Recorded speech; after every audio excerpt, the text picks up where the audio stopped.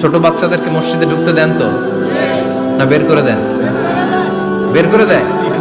সর্বনাশ, বাচ্চাদেরকে মসজিদ থেকে বের করবেন না, কখনোই বের করবেন না। তুরস্কের বিভিন্ন মসজিদে বড় বড় ফেস্টুন দিয়ে লেখা থাকে, তারাবির নামাজে, জামাতের নামাজে মুরব্বীরা যখন সামনে নামাজ পড়বে, পিছন থেকে যদি ছোট বাচ্চাদের চিল্লা চিল্লি আর কিচির মিচির শব্দ শুনতে না পাওয়া যায়, তাহলে ভবিষ্যৎ প্রজন্ম নিয়ে আপনারা চিন্তিত থাকুন।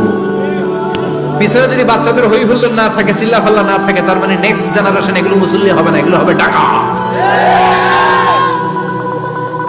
এজন্য ছোট বাচ্চাদেরকে মসজিদ থেকে তাড়িয়ে দেওয়া যাবে, এদেরকেও নিয়ে যান। এরা হাসতে খেলতে চলতে ফিরতে, আমি বাইরের যত জায়গায় তারাবি করেছি, অনেক দেশে তারাবি করেছি রমাদানে, ছোট বাচ্চারা পিছনে অনেক কিচির মিচির করে, হঠাৎ অ্যানাউন্সমেন্ট দেয়, বাবা মারা ছেলে মেয়েদেরকে শান্ত করেন। কিছুক্ষণ শান্ত, 2 রাকাত পরে আবার চিল্লাচিল্লি, আছে না নাই? ওরা যদি না চিল্লায়